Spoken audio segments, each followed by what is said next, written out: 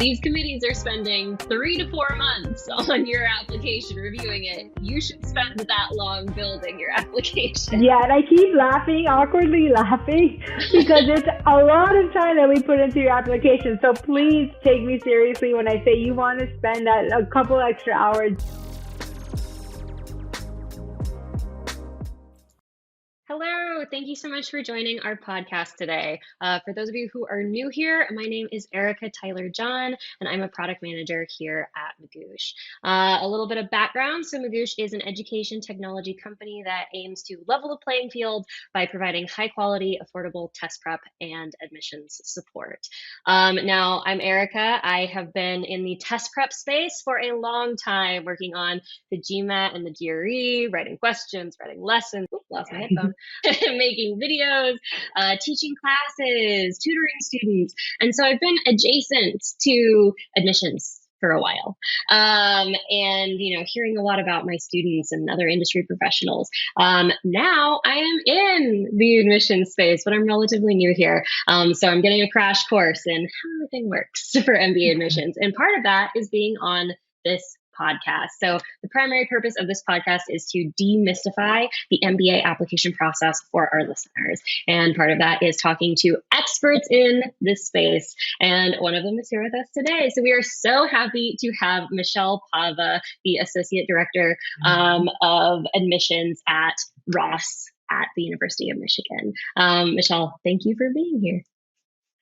Thank you so much, Erica, and welcome to the admissions world. Thank you. Yeah, I bet for a lot of listeners out there just listening to what you used to do before, you're a golden nugget in this world of everyone who gets so much test anxiety. So welcome to admissions. As Erica mentioned, I'm Michelle Pava. I'm the Associate Director for recruiting at the University of Michigan Ross School of Business. And I primarily oversee diversity recruiting. So similar to you, Erica, I'm also new to the space. I'm a career pivoter. So not that new. I just finished 2 years. So I've been with Ross for 2 years as of June. But before this, I spent almost 7 years as an IT auditor. First at a Big Four accounting firm. So I started at PwC, and then I moved into the cruise line industry in Miami, Florida, where I'm originally from.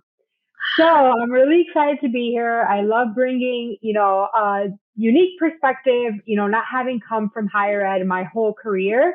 And yeah, I love working with Access and Magoosh. So excited to just provide whatever, nuggets I can today. That's incredible. I love that you're a career changer. That was actually something that was so interesting. We were talking about this before our call, or before the recording started, but we were both so recently at the GMAT conference, and, it was so informative. But one of the things that was really helpful to me was seeing how many folks in the space haven't always been in admissions or don't have MBAs themselves. So that was such an interesting thing, and it's been nice for me, coming from test prep to see, I'm not alone in coming to this space, after not having had an MBA or not been in admissions for forever. So what made you join at Ross, or what made you transition into admissions? Yeah, so at the end of 2020, height of the pandemic, my then boyfriend decided that he wanted to pursue an MBA. And I had been in IT audit, as I mentioned, for almost 7 years at that point. I was looking for something more impactful. I've always, just been very energized by work where I can make a direct impact on people's lives. And I wasn't getting that from the industry that I was in. So I was like, you know what?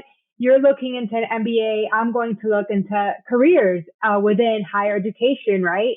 So he joined a Ross presentation, and I remember seeing the admissions team. At that time, it was Diana Economy.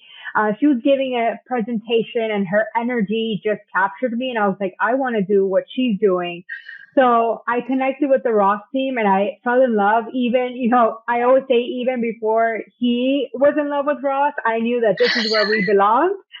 So ultimately, when he got in, all the stars aligned, and I was able to get a job. I started off as a marketing coordinator, so I worked my way up to this role in the last 2 years. And he just graduated in April, and we got married in May. So starting a new life here. And Wow. yeah, something, we can get into a little later, but the majority of our MBA graduates leave Ann Arbor, so they'll go to the East Coast and the West Coast where all the jobs are.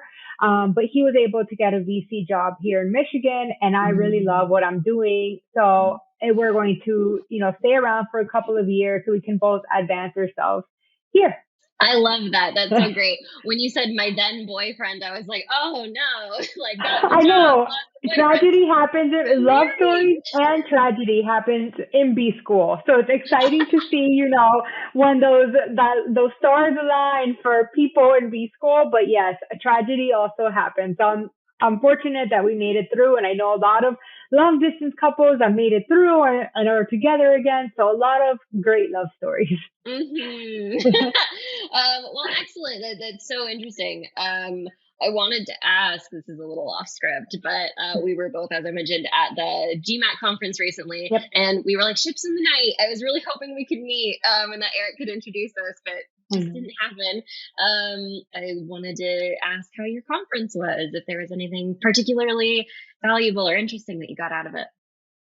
Yeah, it was incredible. I mean, the biggest takeaway from these conferences is meeting other admissions professionals in the industry, right? And seeing how we're all kind of going about our decisions. Like, for example, with the affirmative action Supreme Court decision that came out while we were at the conference, it's a very disheartening decision that was made, but it's also incredibly encouraging to be in a room with other admissions professionals who are all deeply disappointed in the same way that I was.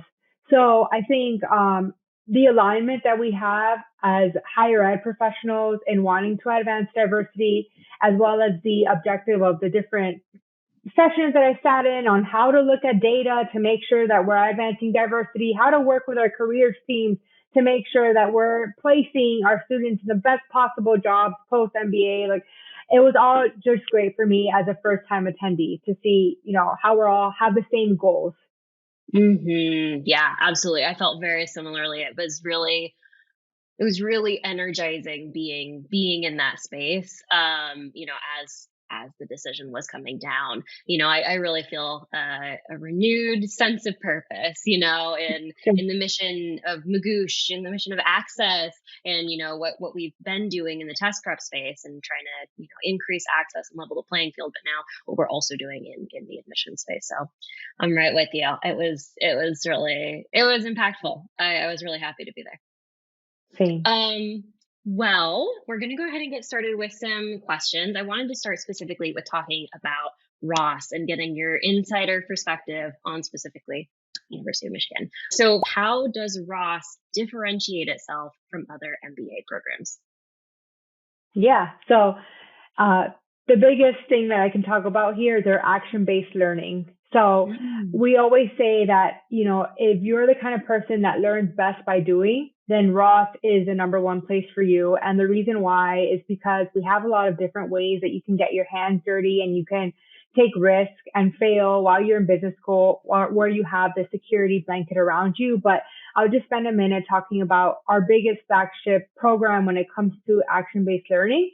And that's our multidisciplinary action project, which is a long way of saying MAP. We all call it MAP, and you don't need to call it anything else. So MAP is embedded into our first year curriculum.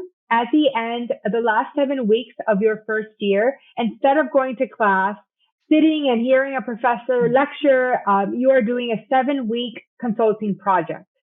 So we work with about 100 different sponsors ranging all across Fortune 500 companies, startups, nonprofit organizations all around the world. And you get to rank your top 15 projects. In the last couple of years, everyone's gotten one of their top 3 picks. And basically, you get placed in a group with about 5 of your classmates, and you get to work on this 7-week consulting project, whether it's in marketing, finance, analytics. And at the end of it, you present it to the executive management of the company, and you go off to your internship. So That's it's incredible. amazing. Yeah, that's amazing. I mean, both, action-based learning. I mean, that's huge. Like from a pedagogical perspective, learning by doing is massive. It's something we try to bring to our prep and into our products. That's, massive in business school as well. The point is to also just understand how business is done globally too, right? And bring that back with you and share with your classmates. So it is an incredible project. And we have a lot of other projects through our centers and institutes that share similar commonalities to MAP, but that's by far our biggest differentiator at Ross. Wow, that's amazing. What a cool program. I want to do that. Well, that's so neat. One other question that I had. So, one of the things that we recommend, and that I'm sure you recommend to prospective students, to applicants, is to do their research. As they're picking programs, there's a lot to choose from. And obviously, one of the things that we recommend is going to the website.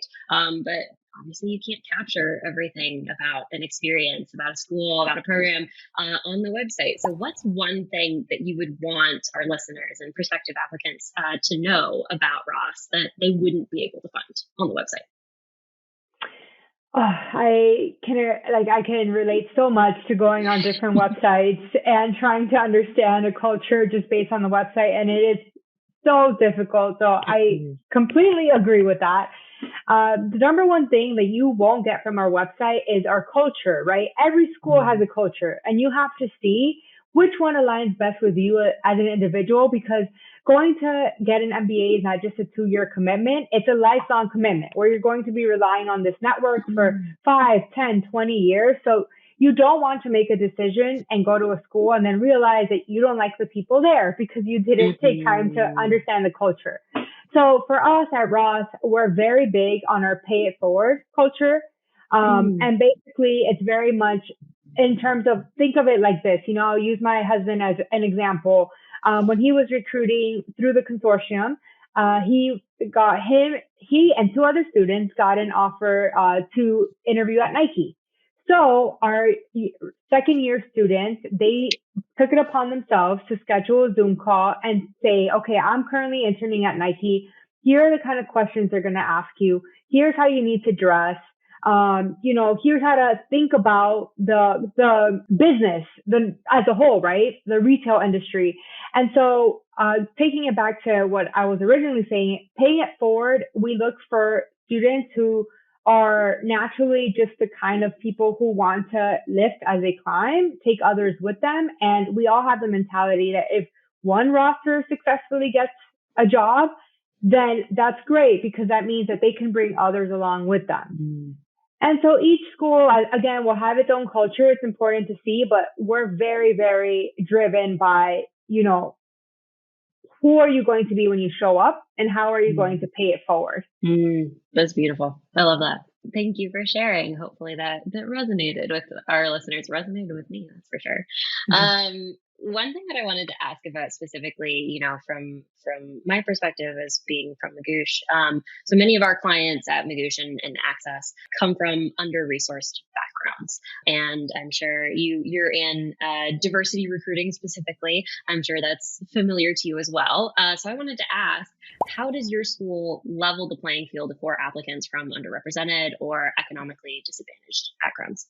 Yeah, so I'll start off by saying that, with the Supreme Court decision on affirmative action, right, I think it's still to be determined how that's going to impact different schools. But for us at Michigan, we've been operating under Proposal 2 since 2006, which basically means that we've already been operating under affirmative action since 2006.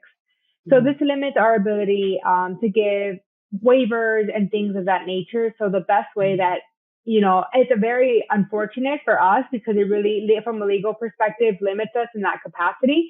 But that's why someone in my position, I try to meet with the prospective student to understand where are you coming from, what are maybe some of the shortcomings that you're facing, and then what are the best avenues for you to overcome these. So for example, I would say, hey, Access provides great resources at a very low price. Like, have you checked them out already? Or have you thought about the consortium, applying to the consortium where you can apply to multiple schools at a lower rate than applying to each school individually. So for me and at Ross, because we're limited by the legality, the word I'm trying to say, legality behind proposal two, we try to really get to know what resources are out there and share them with prospective students. And even myself, I come from first generation Hispanic, coming into this world was highly intimidated because I felt like I didn't know anything about it. And so I had people that I spoke to that were like, hey, have you heard of the consortium? Have you heard of all these different resources? And I hadn't. So to me, it's opening the door of accessibility of what is out there that you may not yet know about. And attending our events, we always try to be very transparent. Our admissions team is all tries to, come forward on, okay, maybe you don't have the resources. How can we work with you or pair you best with an organization that can help you overcome that? Yeah, I totally hear all of that. As we've been getting more and more into the admission space, we've been talking to more and more students and hearing from more and more students. And what we keep hearing is it's overwhelming. It's daunting. There's so much, and especially for students who are first gen, or who have other things that are making this harder for them. It's not necessarily easy to go get that information or to know what's available. So I think, access is just a huge piece of that. Knowing what's available and being able to reach those sorts of things is massive. Yeah. And one thing I'll add to that, we have student ambassadors and a lot of, we have over 300 on our website on Ross. And a lot of schools offer this. And sometimes the best thing you can do is reach out to an ambassador and ask them just what their experience was like and try to find someone who's similar in your, what region you're from, what you're interested in, your background. And that way you can align with someone who's been through that experience, or even just connect with an admissions officer. And, we're great at helping you weave the web so that you can walk the path that somebody has walked without as many hurdles, learning from someone who had to go through it already. Absolutely. So take advantage of our student ambassadors.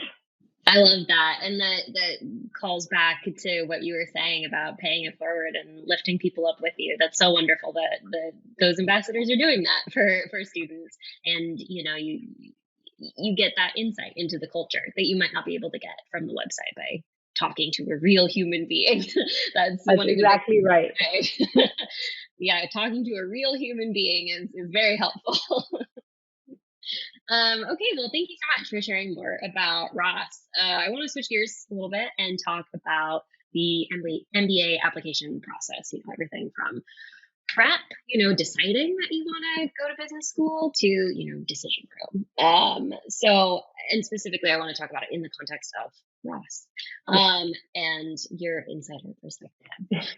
So the first thing that I wanted to ask, because we provide advice on this, but I want to hear what you've got to say.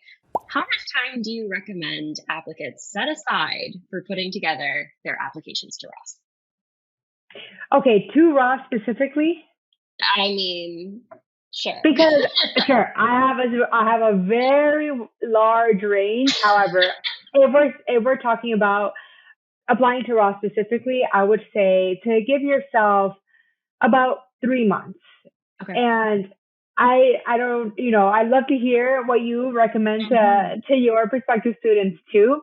But I think when we think in the terms of, taking that GMAT or that GRE, even if I'm going back, I'll say 6 months so that you can take initial 3 months just to focus on your test, because that will consume you. The stress and the anxiety that you feel while you're preparing for that, I think can take away from other more not so, daunting aspects of the application. And I like to say, try to take 3 months just to prepare for your test. Try to take it, if you want to take it again, you give yourself time for that. And then you can kind of get out of that mindset and say, okay, now it's on to maybe more of the fun stuff, which is like doing the school essays, right? Getting your letter, your recommender, you have to get them ready. So that itself, I always recommend that you kind of put together a spreadsheet of the projects that you've worked on and the value that you added to them, maybe team members that you've helped, right? Or that you've coached or that you've supervised, feedback that you received and how you went about kind of implementing it in your day to day.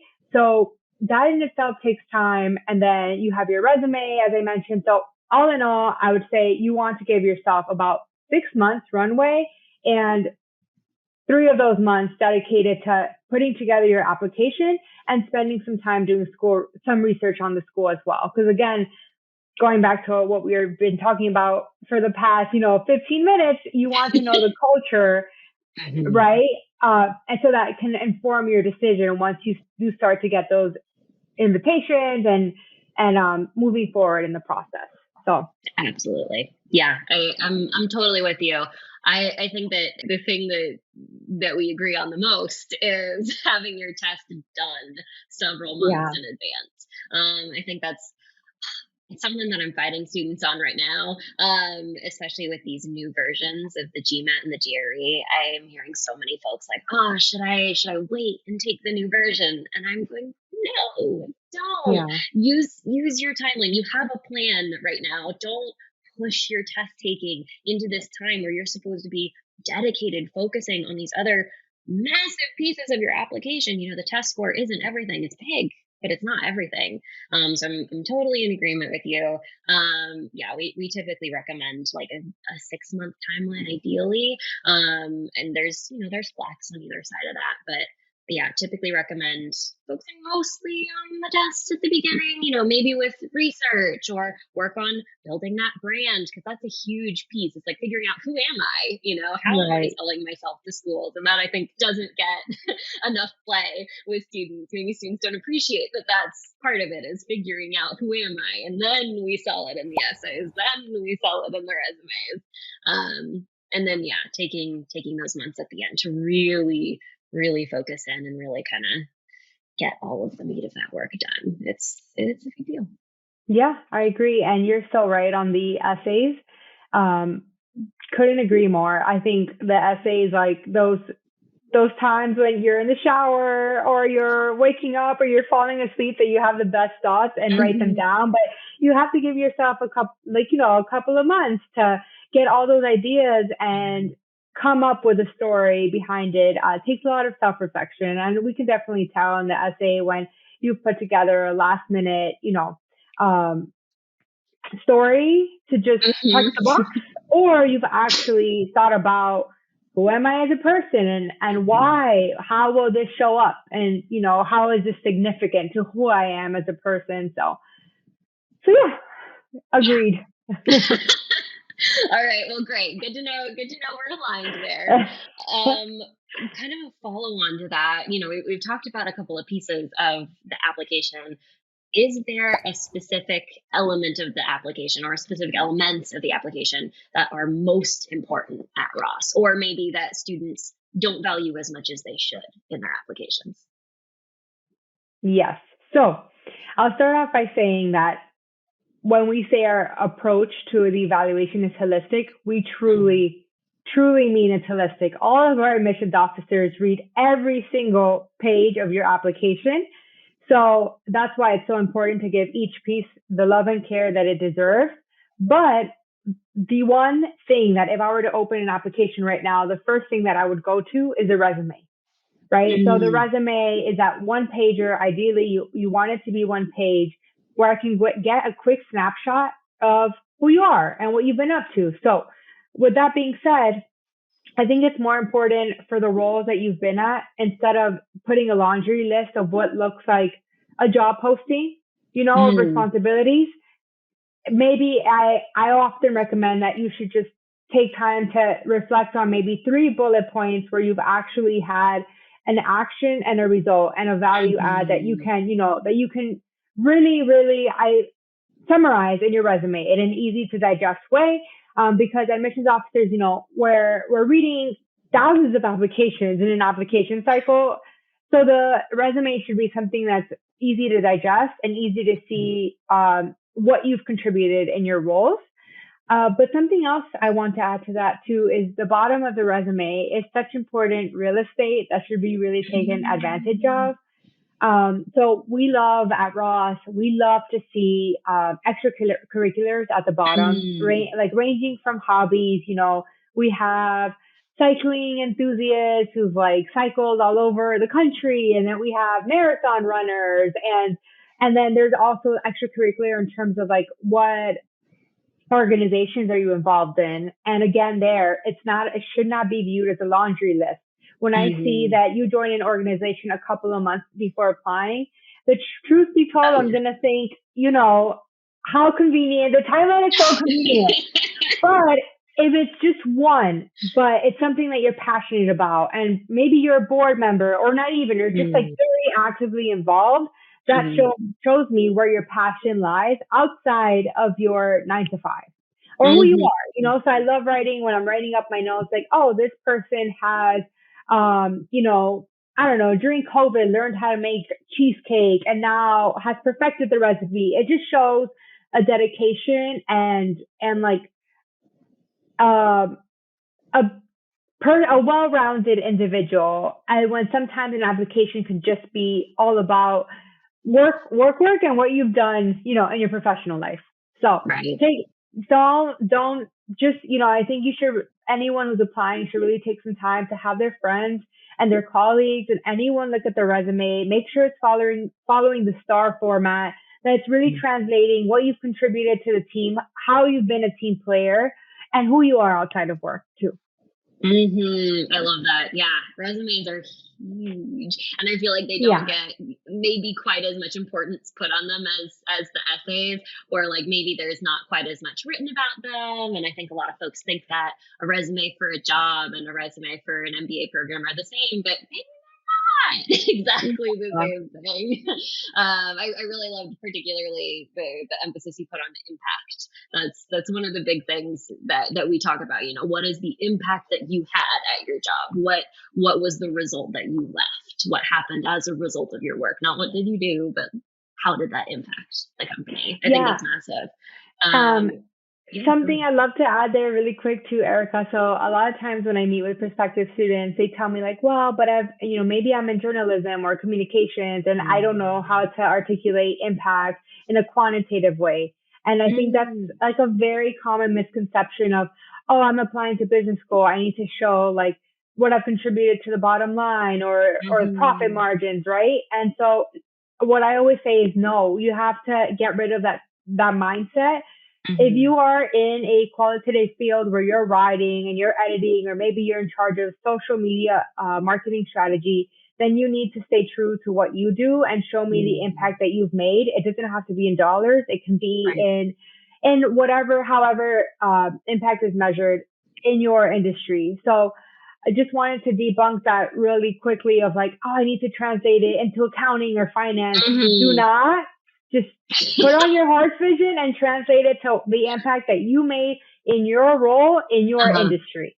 Yeah, that's so similar to what you were saying about like, oh, I just started this a few months ago. It's like, no, you maybe weren't committing to, or you weren't contributing to this specific metric. You didn't actually do this thing. Be true to who you are and sell Yeah, who you are exactly. and what you've done. Exactly. That's so Yep. good. Okay, so resumes, a huge deal. We'll talk more about other pieces Yeah. as we go. Um, One thing that I wanted to ask about, something that's been, I think, on everybody's mind, but especially in ed tech, we've been thinking a lot about AI recently, and AI has been Hmm. very buzzy. It's very much had some impact on things lately. And from my side, one of the things that I've seen is in the revamped versions of the GMAT and the GRE, these shorter versions. If anyone's watching later, the GMAC and ETS, who are the makers of the GMAT and the GRE respectively, have just released shorter versions of their exams. They're not available quite yet, but they're going to be soon. And the GMAT does not have an essay section anymore. That was something that was removed after a lot of schools, a lot of test prep companies said this is pretty much useless. And then ETS kind of responded by saying we're going to keep one of our essays, and one of the values of that is that it's going to be a check on plagiarism in admissions essays and a check specifically on the use of AI. So the logic there being that admissions committees could look at the writing sample that comes with the GRE essay from the GRE, where it's taken in a controlled environment, where in theory you cannot use AI, compare it to application essays and go, ooh, these really don't match up, as a way of going, hey, maybe this was utilizing AI and not the student themselves, which is interesting. And this leads me to a question from your perspective, actually being in admissions. How do you see AI impacting the admissions process, either on the student side, students using AI for various pieces of their application, as well as on the school side, schools using AI for various pieces of the admissions process? Yeah. I'll start off by saying I think AI is here to stay. We're of the mind that we shouldn't try to fight progression, right? I think when it first came out, it was sort of a discussion of whether we should ban it or the use of it or find a way to, or welcome it. And we came to the conclusion, based on conferences we've attended and just discussions that we've had, that AI is a good thing. It can help optimize the process, and it is here to stay, so we should embrace it. Our essays, Erica, they're 2 short answer essays. They're 100 words each, right? I think there's little room to show who you are already as is. And so for us in admissions, I think because our essays are so short, we are going to just see in the coming admission cycle how AI or ChatGPT will impact these essays. But we're embracing it. I think, again, going back to how we're a holistic review, there's a lot of other elements of the application that can help us piece together how, transparent, genuine, and authentic you're being in your process. And in terms of how the students and faculty are using it, I think we're all embracing in the same. We're still learning, and we're going to use this upcoming admission cycle to really define what that may need for the coming years. But I know that a lot of our students are using it to help write their cover letters for their resumes. But when we all go on ChatGPT, it kind of spits out. It doesn't spit out. It's not like a person like you would be writing it. So you still have to go. You still have to add your uniqueness to it. So that's what we're going to be looking for. And then I don't have a clear, defined, we know everything about it, and here's how we're going to use it going forward. I think a lot of the conversations I've had at just going to conferences, all the schools are kind of like, okay, it's coming. Here are some parameters we have around it, but we're very fluid in the coming year on what it can mean. But bottom line is we're receptive to change. We realize it's here to stay, and we're okay with students using it as a benchmark on getting them started at a starting point, but definitely still expect to see your uniqueness and your authentic self come through in the application. Yeah, absolutely. We're totally aligned there. Yeah, I think it reminds me so much of, in in school, where teachers would say, you're not always going to have a calculator in your pocket. It's like, oh, but you do. But we do. Exactly. Yeah. And so, we just have to adapt with the times. And I've gone on, and I think it can be resourceful, and you can write, tell me what give me a summarized version of what I need to know about Michigan Ross full-time MBA program. And you can do the same for Cornell and any other school, that you're interested in. But, point is there's a lot of change in the world right now, and in the admission space in particular. Absolutely. A lot happening at once. So it's good to embrace it. Absolutely. Yeah. I think you hit the nail on the head with embracing it as a tool, and specifically as a tool. It's not a replacement, exactly, for being a human and having a human story and being yourself. You don't want ChatGPT to invent a persona for you, because it's going to fall apart when you get to the interviews. Exactly. It's apparent that it's not you. That's going to come through. Especially because you guys do take time and read every page of the application. It'll come through if it's not genuine. So use it as a tool. Let it help you brainstorm. Let it help you organize your thoughts. Let it give you resume templates, whatever. But not a replacement. Totally hear you. You hit the nail on the head, especially with the interviews. That's right. We do, and we can, talk about it in a little, but interviews are another big benchmark that we have, to kind of just assess who you are when you come out of the paper, right? And who you're going to be when you show up to campus. So definitely we're going to be able to tell if there's a discrepancy between who you came through as in the application and now who you're being as you present yourself to the alumni who's interviewing you, or the alum. Yeah. Exactly. Okay. Well, we've been talking about prepping, researching for MBA programs. We've been kind of getting into the actual application. Let's get into it. Okay. So my first question is on something that we haven't really talked about yet, which is about letters of recommendation, which I don't know. How do you feel? Do you feel like students put enough emphasis on letters of recommendation? How important are they at Ross? They're a very important. When you told me to pick what's the most important thing, resume won by a hair, right? Because the letter of recommendation, the essays, the interview, they're all extremely important as well. So I would not neglect your letter of recommendation.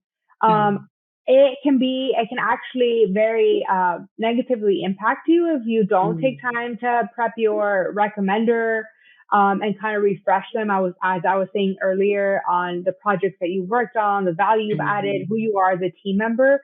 We place a lot of emphasis on the letter of recommendation as well, because if you think about it, it's the only third party point of view in your whole application that we get. So from the letter of recommendation, we're looking for,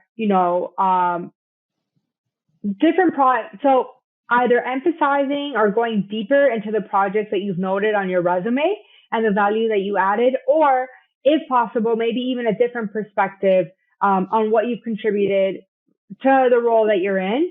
And ideally, I'll say this too here, ideally we like to see and prefer to see the letter of recommendation come from your current or former direct supervisor. There's sometimes, reasons why that can happen. And I think the optional essay is a good place to address why you cannot pick one of these. But if it is in your power to pick a direct or former supervisor, we definitely would prefer to see that. And so the things we're looking for in the letter of recommendation are the projects you've worked on, the kind of team member that you are, especially at Ross, where group projects are a huge part of your MBA experience. So seeing, how you've mentored or coached or even led a team, or how you've let others lead you. How are you going to act being supervised, right? And how do you react to feedback? So all that to say that when we receive a letter of recommendation that has 2 to 3 sentences describing you, it can really hinder your application, because unfortunately, we don't get into any insight into who you are out in the real world. So please take time to prep your recommenders, make it easy for them, remind them, take them to coffee, just like you have to really manage them and make sure they get their recommendation in, and that it's a recommendation that can really speak to who you are as a person. Absolutely. Yeah. One of the things that, we tell our students is you spend so much time, if you're doing what we advise, spending so much time figuring out your brand and really going through and going, who am I? What have I done? What are my strengths? What are some examples of those strengths? What are things that I can call on for my essays? You've done that legwork. Give it to your recommenders. They've got their own lives, and maybe you can't use your current supervisor, maybe because you don't want them to know that you're potentially leaving your job. But maybe you're talking to a former supervisor. They might not remember in perfect clarity the things that you remember. And so, giving them that, making it really easy is the best way to get good results from your letter of recommendation. Make it easy is exactly absolutely right. And it is okay if it's a former direct supervisor. That's another question I get, oh, my supervisor doesn't know I'm applying. What should I do? If it's from your old role, that's totally fine. It does not negatively impact you in any way whatsoever. Yeah, you just want to make sure they know you and Exactly. know what you So can do. yeah, what we've been saying, it takes some time on our end, but like you said, we've done the legwork. So just make it easy to refresh their memory, and remind them, what you contributed to while you were there. But not only that, but also negative, maybe not so positive feedback that you got, or areas of improvement that you received, and how kind of refresh their memory on how that conversation went and how you reacted to it, and how it was implemented after. Because I think feedback is very important in the workplace too, and how we take it, can help to shed some light on who we're going to be in business school too. I love that. I'm going to take a little detour here because I think this is so important to emphasize to students. Is that I think students do really want to, put their best selves forward, and sometimes students can interpret that as like, I'm only going to show the good stuff. I'm going to Yeah. show the businessy side of all of my jobs, even if they weren't super businessy, or I'm going to, talk about hobbies that aren't really my hobbies, or I'm just going to talk about the positive stuff. And I'm going to try not Exactly. going to talk to this person because they gave me feedback and I don't want the schools to see the feedback, or I'm not going to submit my old test scores because they weren't very strong. And like, that's completely the opposite of You're what you should preaching. do. Yes. Yeah, Completely the absolutely. opposite. And it's okay to say, hey, remember when you gave me this feedback on this project where I messed this up, and I really appreciated that you took the time to do so. And, show what you did in order to not make the same mistake again, or to just Mhm. grow from that experience, right? And do submit those test scores. Ross, at least specifically at Ross, we like to see all these things. We like to see a test score progression. We like to Mhm. see feedback because it all Mhm. demonstrates resiliency, right? Exactly. It's okay if your first test score was terrible. That's fine. Maybe you haven't opened a study book in years, and the thought of test taking gives you a lot of anxiety. I Mhm. completely can empathize with that. So a thing I'll say there too, if the GMAT's not working for you, switch to the GRE if it's better. In the beginning, before you even go down these journeys, I feel like the first thing you should do is take a practice exam for both and Mm. see where you're Yes, more comfortable, where you perform better. We have no preference at all. I And love so that. if you're taking the GMAT, 5 times and your score didn't improve, and me as an admissions member is going to think, why didn't you think of taking the GRE, Yeah. right? That shows ability to be fluid and flexible and self-aware with yourself, or maybe you could have improved and then you have this better GRE score. And it's like, great, GRE was a better test for you. You've shown this improvement, and that's so wonderful that you were able to go on that journey of self-discovery and self-reflection. I love that. That's so great. And I love to bring it back to letter of recommendation. I really, really Oh, love yes. that you, but like all of this is true and good. Yeah. I really love that you called out like remind them of that tough conversation, remind them of that struggle, because they might feel the same way. They might have that same approach of like, oh, I want to share the good stuff. Like, no, that piece that was hard, that piece that you worked through, that piece where you improved, where you showed that Yeah. resilience. I love that word. That's one of the ones that I share a lot with students. That resilience, that's the key piece, because you have to be resilient in business school, and you have to be resilient in business. And so being able to Exactly. demonstrate that is massive. Same with transcripts. So many students just focus on GPA, and sure, that's good, but just as important, maybe more important, is how does it improve over time, or how does your coursework difficulty increase? How do you show resilience? Yeah, thank you for bringing that up, just because I think that is such a huge, huge piece that the students maybe don't always appreciate. No, I love that you mentioned transcripts as well, because something that we do in our admissions review is maybe you are off going to college in a different place for your first time ever in your life, right? We're so Mm. young when we go off to college, and a lot happens at once, and we're forced to adapt and go to school and get good grades. And it's a lot for a lot of people.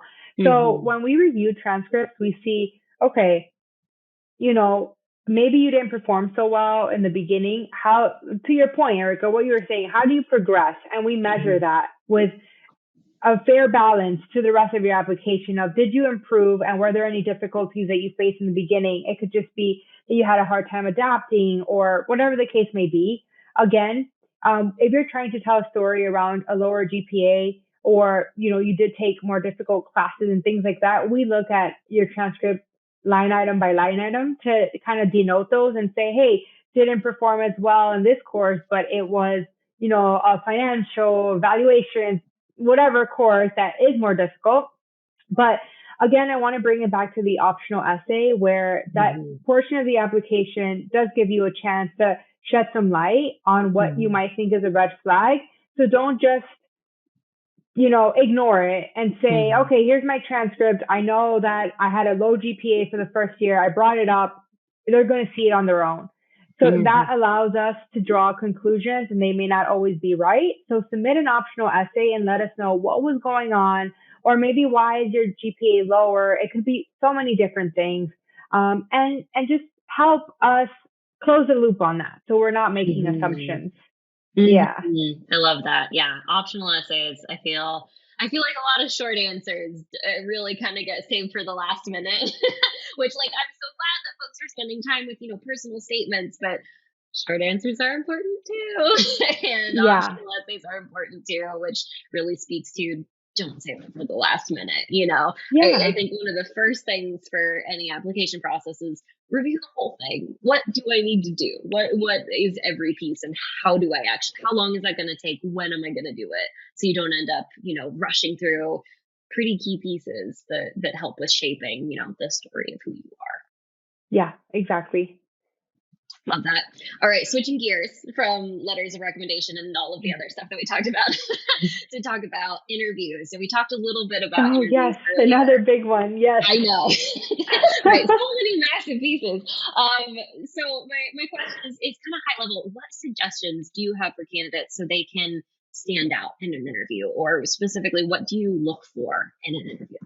Yeah. So to give a little background on how our interviews are done at Ross, so they're all conducted by our alumni, and we try to match them based on geographic region so that you're in the same time zone and it's a comfortable time, for you to conduct your interview.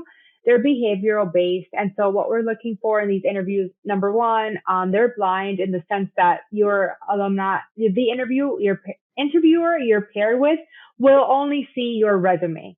So they see nothing else, which goes back again to another point we were making of how a resume is very important because it's all your interviewer will get.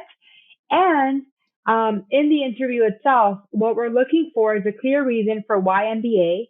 So I often say maybe in your mind, it isn't all that clear and that's okay. That's why you're on this journey, right? But you do need to have a plan A and a plan B because it's to your advantage. When you get step foot on campus, the recruiting process starts right away. And sometimes even before that. So you do have to kind of have an understanding of what it is you want to pursue, and you have to be able to articulate that. So we look for a clear understanding of why an MBA makes sense for you. And then the STAR method is very important. I know that, STAR method is often you learn it in business, but a lot of people forget it sometimes. And so I'm trying to remember what it is, but it's this situation, task, action, and result. So in an interview, it's usually about 40 minutes, and a common pitfall that I see is that you spend 10 of those minutes on your personal story and, the tell me about yourself piece, and then you don't save enough time for the rest of the interview.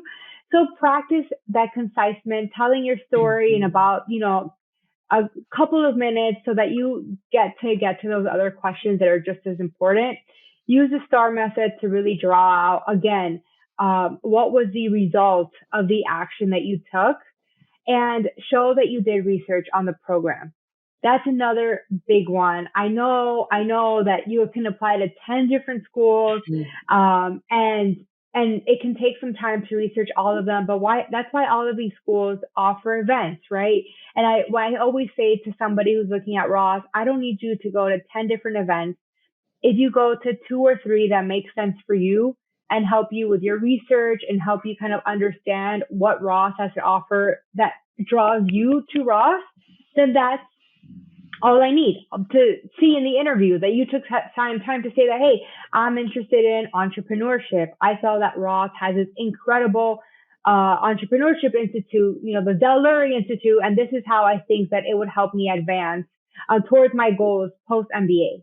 Instead of, oh, Ross is great because it has a strong football culture. Something like that, it's just going to show me that, you didn't take the time to really invest in our program and our student body and what we can add to you as an individual and what you can add to us as well. Both ways. Yeah. So the interview is just a great way to gauge who you are when you come to life outside of the application, to show if your YMBA makes sense. So you do want to practice some time giving a concise odyssey of your journey thus far and why it makes sense for you to pursue an MBA now, as well as that you've done some research and you've prepared, for the interview adequately, like you would for a job interview. Absolutely. And I know I can harp on this forever, but I've noticed that the interview sometimes it's not taken as seriously as the rest of the application. And you can tell when the research hasn't been done, and it's, it can be unfavorable to you, because why did you spend all these hours or months on the application, but didn't spend a couple of hours preparing for the interview? And, our admissions committee, we go back and we reread the whole application with the interview evaluation form to make our final decision. So we read it before and then we read it again after to balance it all out with the interview component. I like that. Yeah. That is interesting. So if we take time to reread your whole application, please take some time to prepare for the interview. Yeah, absolutely. I think it's some students can fall into that trap of like, I hit submit, I'm done. Exactly. Like, oh, I got an interview, great. And just kind of take it as like, something I got to check the box on, but it's not. So I really appreciate that context that you've given. So important to do a mock interview. So important to practice.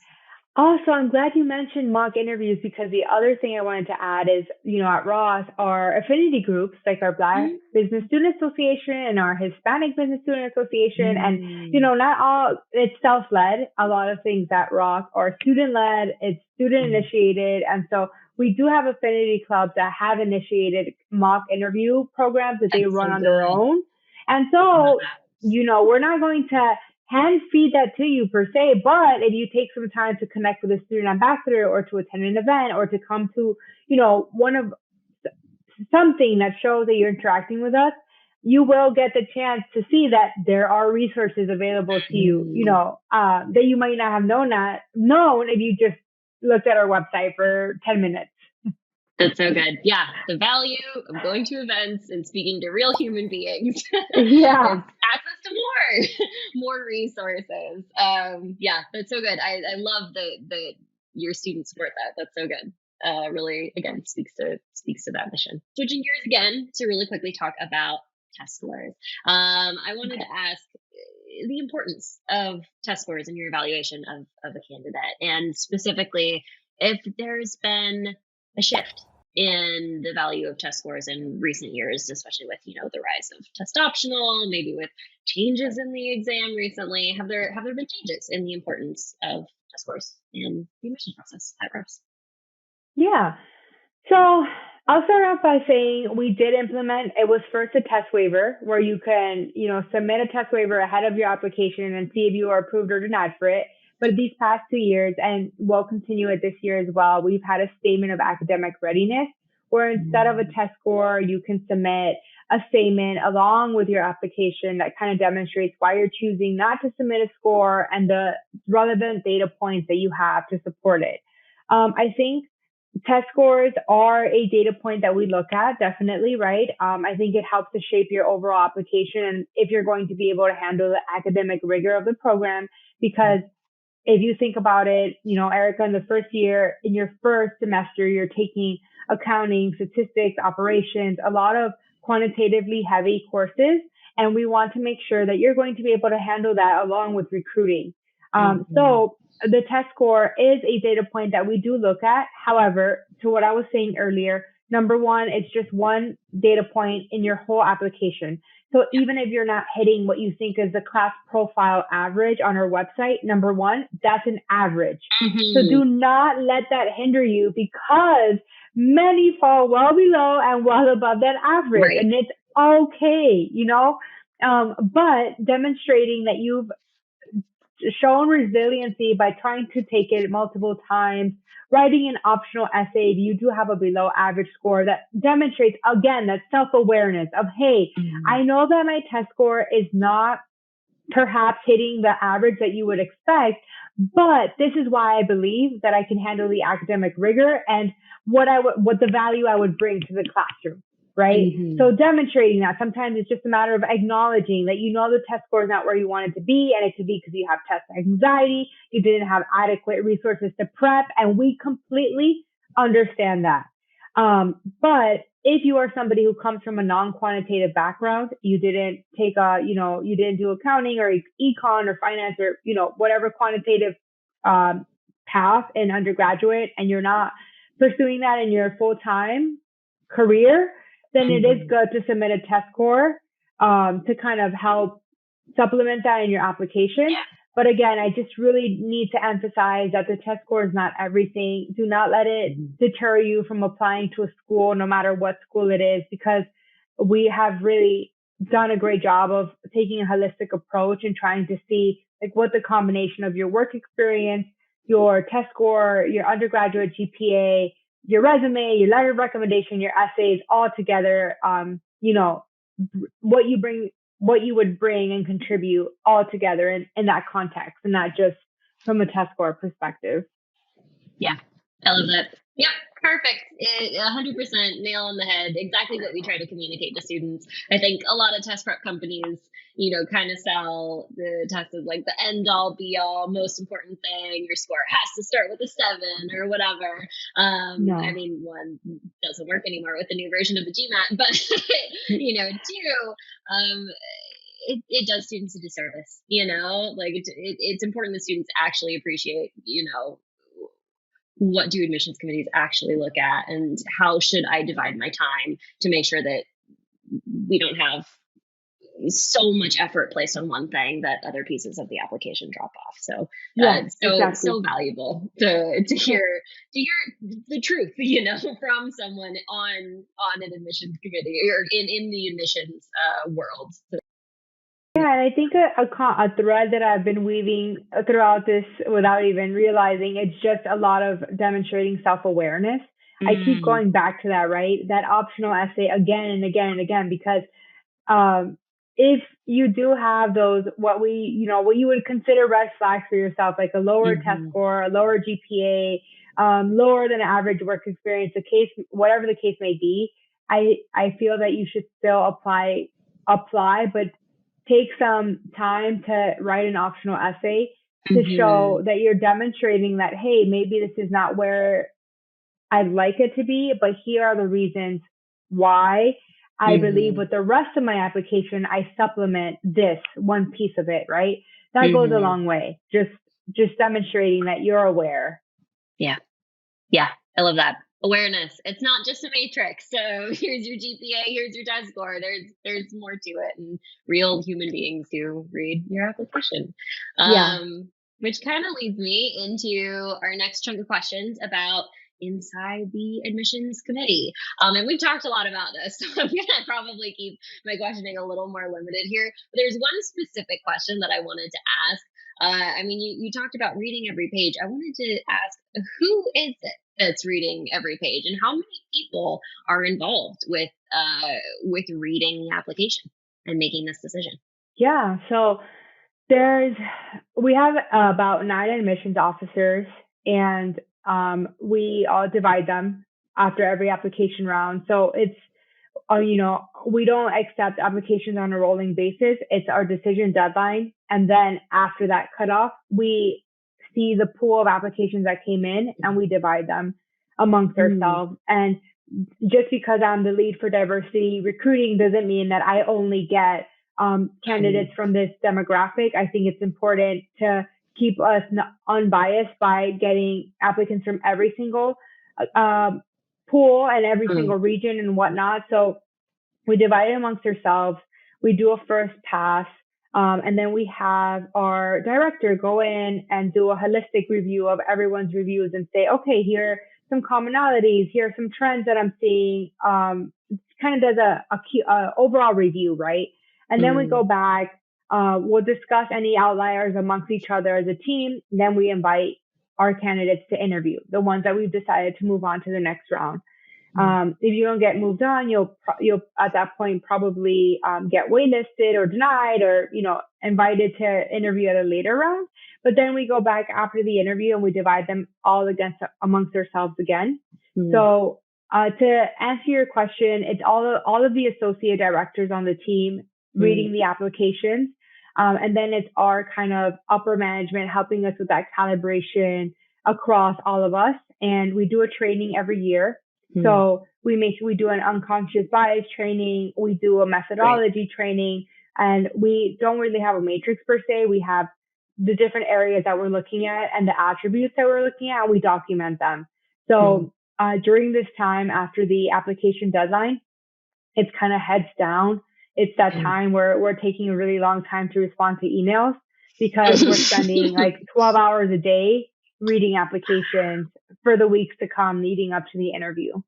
Yeah. So yeah, it's really time intensive, but it's definitely where we add the most. My personal, opinions where we add the most value because it's where we get to finally Hmm. see all those prospective students that have been talking to us for the past year, getting their Hmm. application in and just like being able to finally see the hard work we've been talking about come to life. I love that. Yeah, it's fun being in this very seasonal industry of, we start the process and we see students at the beginning and then at a certain point, we see the end results of, oh, Yeah. look at them. Look at how folks are doing. Look at the test score they got, or look at this application that's together, look at these folks getting through the door. It's really, really I don't know, the rewarding. It's rewarding. Yeah, I agree. Yeah, so that's the application process for us. Yeah, again, it's just like a busy time of year where we have our heads down reviewing each aspect of the application. Yeah. So, a question: if you had to put a number to it, how many sets of eyes would you say are put on each application? I would say three. Okay. I would say from the initial reader, the secondary reader, and then the final overall kind of reviewer. Mm, It could be more if there's like a difference of opinion. Then we'll bring in the mm, rest of the team and say, hey, I want you to read this application and I want you to help me draw a conclusion on it. But for the mm, most part, because we receive those trainings every single year, and we kind of set what our mission is and our objective is when we read these applications, we tend to be pretty calibrated as a team. But of course, we're all human. So we're sometimes going to say like, hey, this one may not be everything they're not coming through as great as they should on paper, but these are the mm, reasons why I think they'd be great in the classroom. And then we'll discuss mm. them and we'll say either, yes, I agree or no, I disagree. And this is why. So I would say about three sets of eyes goes through every application. Wow. Okay. Cool. Great to know. And then you've been talking about how this starts before the interview, and then there's the interview, and then there's going over it again after the interview. Which I mean that would take a lot of time. So how long would you say from start to finish, from the application is received and you started reviewing it before that decision is made? How long is that time? I mean, okay, so let's see. Let me pull up round one. The application deadline is September and decisions are released in December. Yeah. So yeah, about 3 months to get in that initial review, get that interview, assign it to a secondary reviewer, which I forgot to mention earlier. They're different. The initial Mm, reviewer and the secondary. that makes Again, sense. that adds another opinion. Hmm.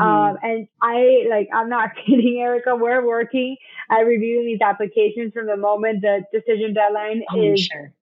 happens till the moment the decision is released. Yeah. Yeah.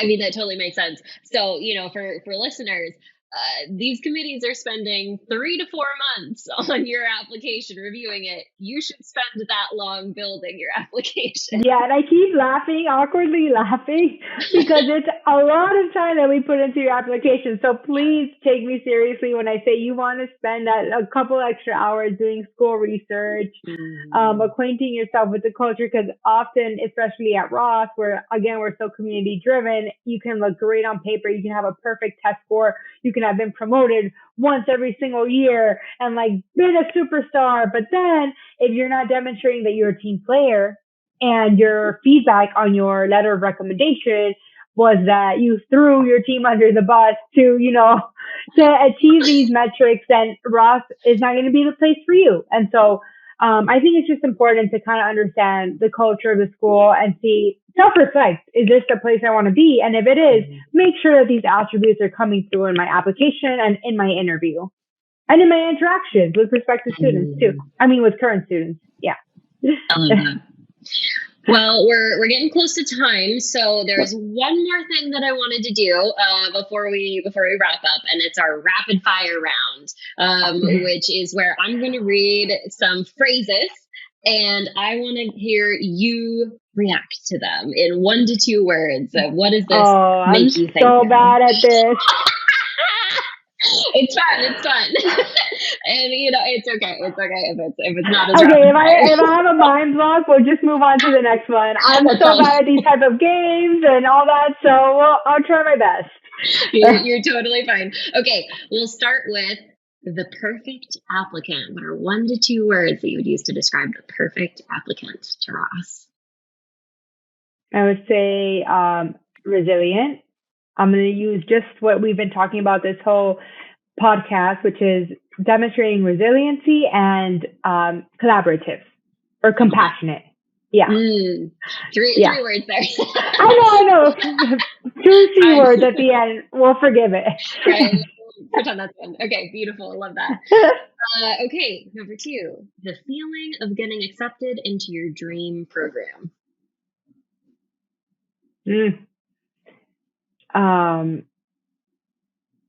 Relieved and just joy, pure unconditional joy. Yeah. Accomplished. 3. I'll stop doing that. Fine. Joy and relief. Oh, the shoulders can come down from above the ears and just relax again, knowing that the hard work paid off. Absolutely. Yes, it's beautiful. It's a beautiful moment. Listeners, you have that. And cry. And listeners, if you want to cry, cry. Let that stress go. I just remember when my husband was admitted, he cried, just this sense of relief, because he was a terrible test taker and was one of those one of the applicants that believed that everything relied on the test score, even though everyone told him it did not rely on the test score. It's hard to believe it. So, yes. So it's a beautiful moment. I love that. Okay. Next one. In 1 to 2 words, react to the GMAT or the GRE. Stressful, and difficult. Yeah, it's an interesting thing about, coming from the test prep world is, being, and I'm sure you feel that way with admissions too, is like the process is rolling. And for a lot of students, it's not fun. It's not enjoyable. And trying to help students, get through it with as little pain and as much success as possible is really kind of my goal. Yeah, and really quick, Ross, we acknowledge that the GMAT Focus Edition, the new edition coming out, is supposed to create greater accessibility to taking these kind of exams. So we're embracing the change. But to your point earlier, Erica, do not let it deter your whole plans if you've already begun. There's no need for that. But definitely embrace anything that creates greater accessibility. Yeah, I'm excited about the GMAT Focus, but also don't let it let you not write your essays and your resume. Exactly. Okay, rapid fire reaction to admissions myths. Common and uh, harmful. Hmm. Yeah. Yeah. Yeah. Yeah. All too common to have these preconceived notions that are just absolutely not true. Mhm. And yeah, harmful because it can deter you from applying to a place or believing in yourself Mhm. when we could have told you otherwise. So Yeah, and I hope that we busted some of those myths today. Are there any detour? Are there any application admissions myths that you want to bust right now? yes, thank you for the chance to do so. Everyone thinks that because Michigan Ross is in the Midwest, that you are Mm. going to get stuck in the Midwest afterwards. And so many people tell me, oh, but I'm going to have to stay in the area afterwards. And the myth I want to debust right now is that about a third of our graduates go to the West Coast, another third go to the Mm. East Coast, about 18% go to Chicago, and then the rest disperse around the United States or internationally. So absolutely don't let the location of a school, and especially for me, shameless plug of Ross, deter you from coming here or trying even something new for the 18 months that you'll be at that location.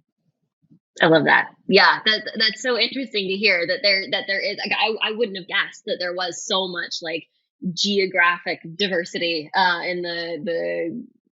in folks who graduated from Ross. That's super interesting to hear. Yeah. Okay, one more rapid fire. Ross, how would you describe it in 1 to 2 words? Uh, um, wow. I don't know.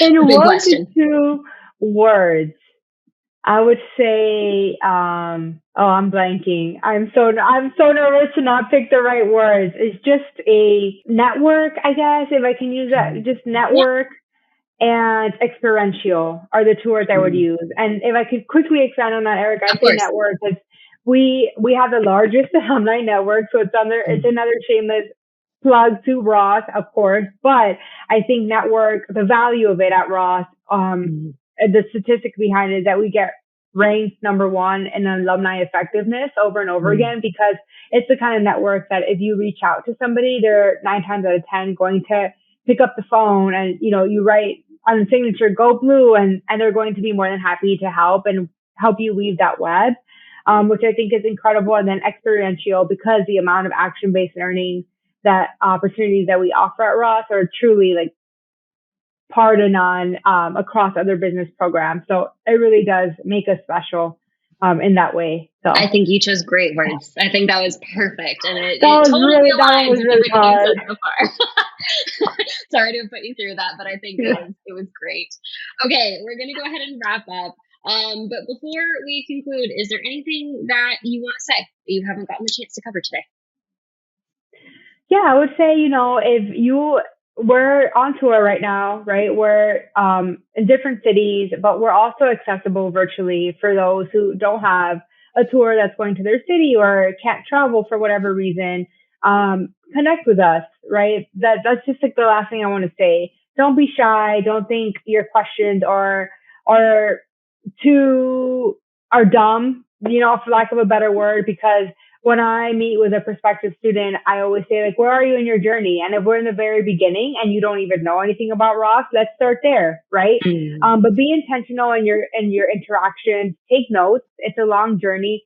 So Mm. keep a spreadsheet of the interactions, how they made you feel, the differentiators of each school that really call to you and make you see yourself there. Because when the decision time comes, a lot of months would have passed and you need Mm. to make sure you remember what you felt those many months Mm. ago.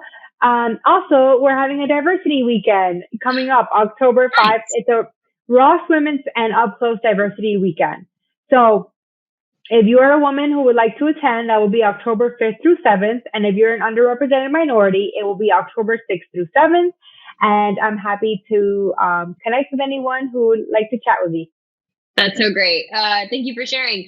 Is there a best way for applicants to get in touch with you or the admissions committee at Ross? Yeah, so if you go to our upcoming events on our website, you can click on browse all events, come to an office hours, and we can if you're in the beginning of your journey and you just want to learn more, come to an event, come to an office hour session or admissions chat where we basically cover the differentiators of our program. But if you're in that step where you're like, okay, I've looked at Ross's application, I've connected with a few students, I really want to hear a few things from admissions, you can contact me directly. Find me on LinkedIn, or you could probably share I don't know if you do already with Access members, share my email, Erica, but however you get that communication across, feel free to do so. Okay. Thank you so much. I wanted to come back to what you said about noting how different schools made you feel. I think that's something that students forget about maybe a little bit in the process, focusing so much on, what schools want from them. What do you want from the school? Exactly. What do you want? And does it fit you? I think that's such a great thing to end on. So thank you for bringing that up, Michelle. And thank you for taking the time to speak with us today. I learned a lot. I'm sure our listeners learned a lot as well. Until next time, thanks for listening to our GradTalk MBA podcast. You can find us on @GradTalk on TikTok, and you can learn more about our MBA admissions and GMAT products at Magoosh.com. Any plug you wanted to make, Michelle?